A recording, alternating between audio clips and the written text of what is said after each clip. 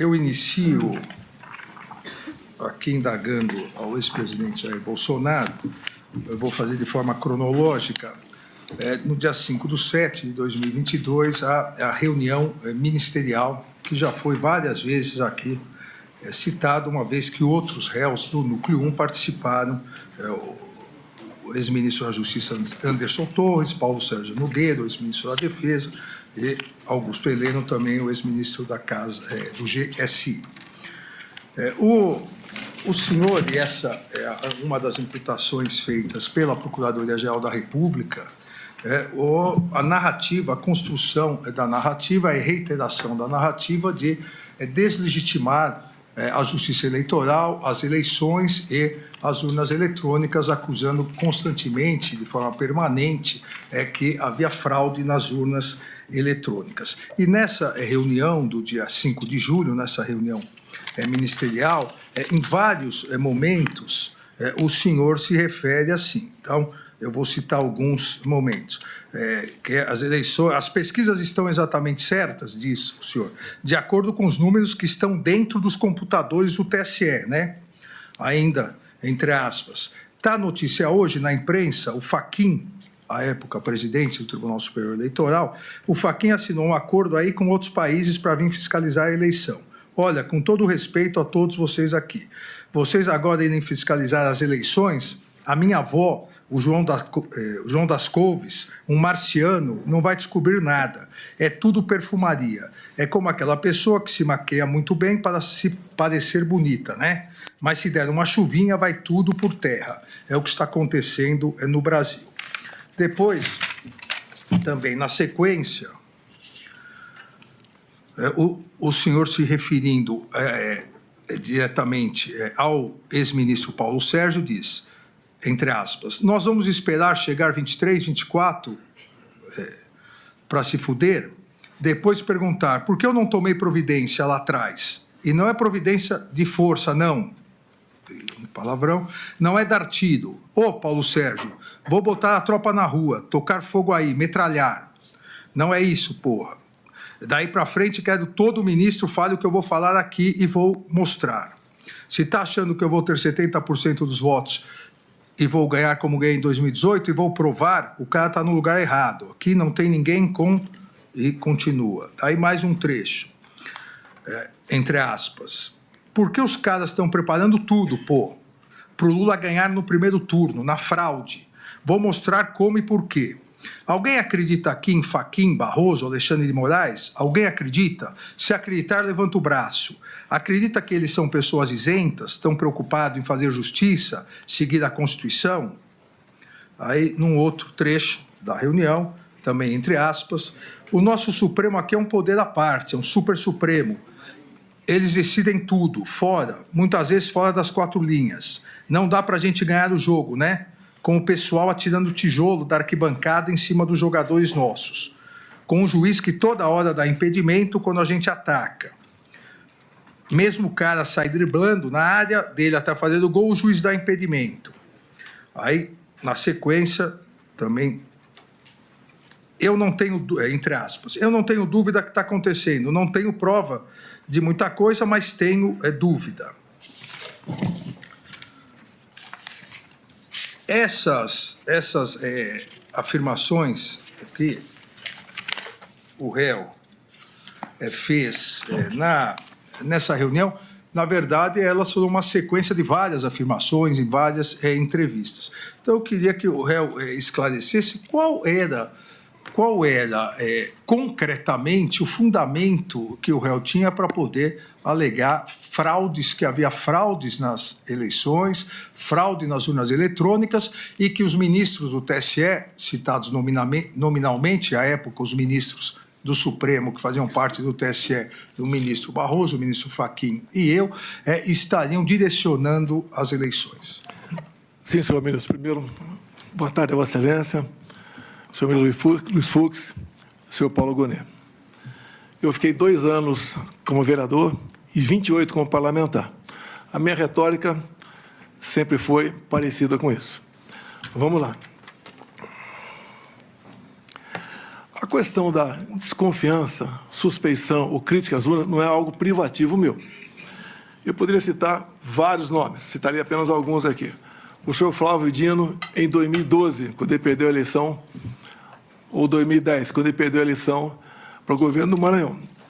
Ele diz, eu teria um vídeo, mas foi indeferido o pedido, mas no vídeo está o seguinte: hoje eu tive a oportunidade de ser vítima de um processo que precisa ser aprimorado, ser melhor auditado, que é o sistema das urnas eletrônicas. E depois, o senhor acredita que houve fraude? Houve várias modalidades. Palavra do senhor Flávio Dino.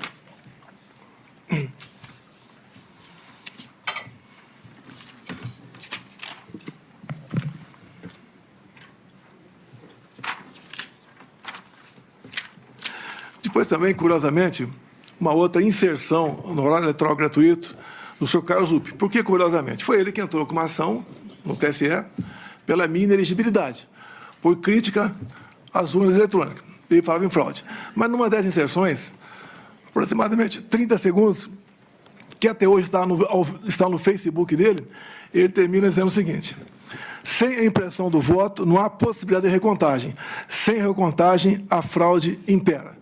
Repito a Vossa Excelência, até hoje isso está lá no Facebook do senhor Carlos Lupe. Eu batalhei muito na Câmara, desde 2012, pelo voto impresso. Consegui aprová-lo em 2015 para 2016. A senhora Dilma Rousseff vetou, a proposta voltou para o Congresso, só na Câmara nós derrubamos o veto, com votos do PT, inclusive. No Senado, algo parecido, também derrubamos o veto. Fiquei feliz que teríamos, em 2018, o voto impresso. Eu não lembro se eu pedi audiência ou o ministro Fux me convidou. Eu fui conversar com ele sobre essa questão. E ele mostrou para mim que 5% das sessões eleitorais do Brasil teriam o voto impresso.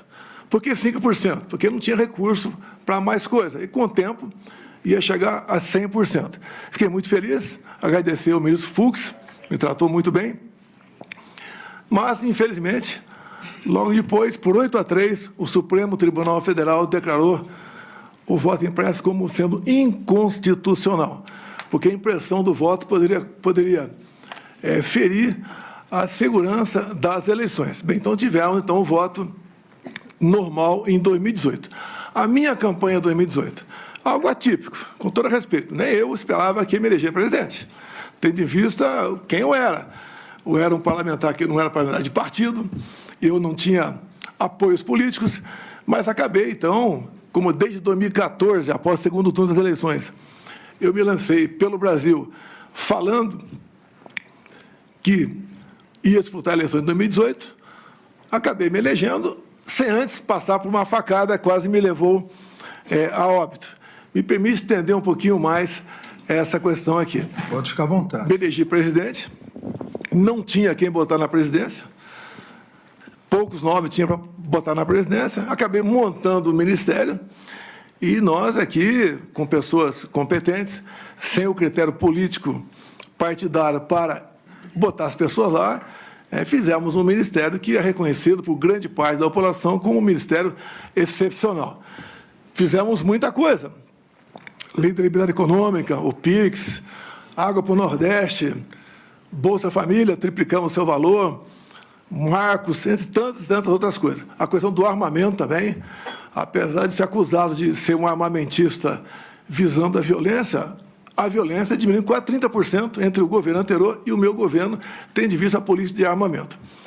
Bem, outra coisa importante também, onde comecei a criar inimizades cada vez maiores, desde o começo do meu mandato, foi na escolha de pessoas para compor aqui bancos oficiais estatais.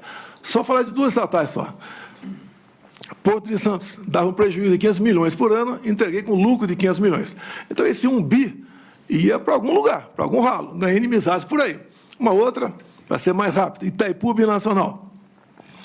Chegamos lá, botei o senhor Silvio Luna como presidente da estatal, e ao longo de 4 anos, nós reduzimos a tarifa em dólar de 45%, e uma empresa que era conhecida apenas por gerar energia, o que ela fez a mais? Fez a segunda ponte com o Paraguai, uma ponte com 170 metros de vão. Começamos a fazer a segunda ponte Porto Mutinho. Alongamos em 600 metros o aeroporto de Foz do Iguaçu. Mais ainda, atendemos com pequenas obras de infraestrutura mais de 50 municípios no entorno da bacia. Asfaltamos a Transboiadeira, 43 quilômetros. Fizemos o acesso aos aeroportos. Ou seja, sobrou dinheiro para fazer muita coisa lá. E, obviamente, isso, no passado, a tarifa era cheia e nem obra era feita e era usado à vontade esse recurso. Por que à vontade? Porque é uma empresa que não é auditada pelo TCU por ser binacional. O que os conselhos decidem está decidido e ninguém toca mais no assunto. Então, quando a gente começa a tapar os ralos da corrupção, aparece uma enormidade de pessoas que vão contra a gente. Eu não cortei recurso para a imprensa por ser malvado. É que eu fui o único presidente, senhor ministro, o único que tinha um teto de gasto pela frente. Eu não podia gastar mais do que aquilo, diferentemente do que acontece agora, do que acontecia antes de mim. Ganhei também, então, uma antipatia enorme da imprensa contra a minha pessoa. E também a questão das pautas dos costumes, né? Eu sou católico, minha esposa é evangélica, e eu sempre preservei a família e a inocência de criança em sala de aula. Mais um foco de atenção contra a gente. E até do próprio Supremo Tribunal Federal, respeitosamente, eu tinha pelo menos uma ação por semana para me explicar em 24 ou 48 horas o porquê daquilo. Mas faz parte da regra. Vossa Excelência, o senhor ministro Fux, aqui do Supremo, não me viram desrespeitar uma só ordem do senhor. Não me viram em nenhum momento eu agi contra a Constituição. Eu joguei dentro das 4 linhas o tempo todo. Muitas vezes me revoltava, falava palavrão, me revoltava, tá?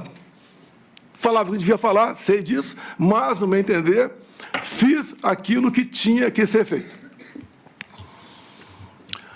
Quanto à providência na questão das eleições aqui, eu deixo claro a Vossa Excelência, as Forças Armadas não se miscuíram na política. E nem eu, como presidente, também fiz o mesmo.